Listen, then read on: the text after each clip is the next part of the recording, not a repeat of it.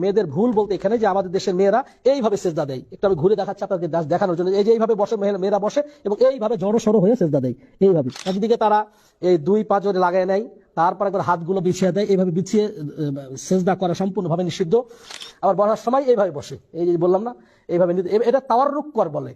4 রাকাত অথবা 3 রাকাত বিশিষ্ট সালাতের দ্বিতীয় বৈঠকে তাওয়াররুক করে এভাবে বসতে হয়। নিতম্বরের উপর বসে বাম পাটা বের করে দিতে হয় এবং এভাবে বসতে হয়। এটা তাওয়াররুক, শেষ বৈঠকে, সেজদার সময় নয়। কিন্তু আমাদের নারীরা ঘরে যখন সালাত আদায় করেন তখন জড়ো সড়ো হয়ে এইভাবে সেজদা দেন, এইভাবে সেজদা দেন।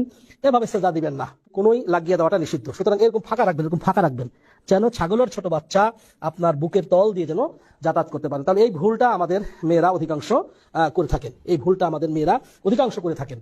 গেলেন এই যে সেজদা 7টি অঙ্গ প্রত্যঙ্গের উপর আপনার সেজদা হবে, সেই 7টি অঙ্গ আমি একটু ঘুরে আপনাদেরকে দেখানোর চেষ্টা করতেছি। দুই হাঁটু, দুই পায়ের পাতা এবং 2 হাত, এই 6টা, আর নাক এবং কপাল এইভাবে দিবে সেজদা মধ্য, ঠিক এইভাবে সেজদা দিবে। আল্লাহ, এইভাবে এইভাবে পুরুষরা যেভাবে সেজদা দেয় ঠিক সেভাবে সেজদা দিবেন, এইভাবে সেজদা দিবেন। পুরুষরা এইভাবে সেজদা দেয়, আপনারা ওইভাবে সেজদা দিবেন।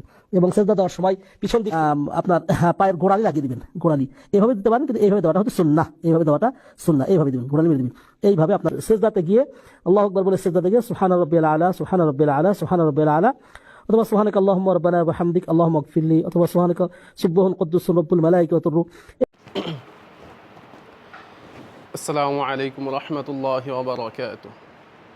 আলহামদুলিল্লাহ, আমরা 5 তারিখ থেকে ক্লাস শুরু করার কথা ছিল।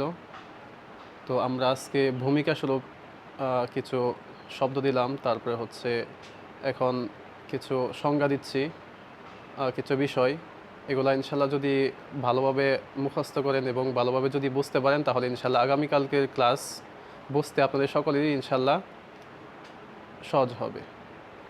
তো আশা করি আপনারা সবাই ইনশাআল্লাহ এই শব্দগুলো ভালোভাবে মুখস্থ করবেন এবং যেই সংজ্ঞাগুলো দেওয়া হলো, যে 2টা সংজ্ঞা মুযাক্কার এবং মুআন্নাস এবং ইসমে ইশারার যে সংজ্ঞাগুলো দেওয়া হলো, এগুলো ইনশাআল্লাহ আপনারা খুব ভালোভাবে মুখস্থ করবেন এবং ভালোভাবে বোঝার চেষ্টা করবেন।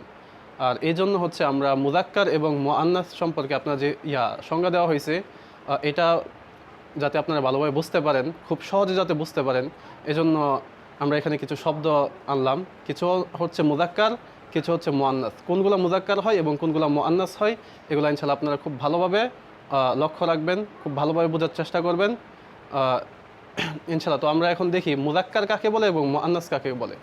আমরা সংজ্ঞায় বলছিলাম যে মুযাক্কার বলা হয় হচ্ছে পুরুষবাচক শব্দকে বলা হয় মুযাক্কার এবং স্ত্রীবাচক শব্দকে বলা হয় মুআন্নাস। এখানে দেখেন আমি কিন্তু 2টা লিখলাম, একটা হচ্ছে মুযাক্কার আর একটা হচ্ছে মুআন্নাস।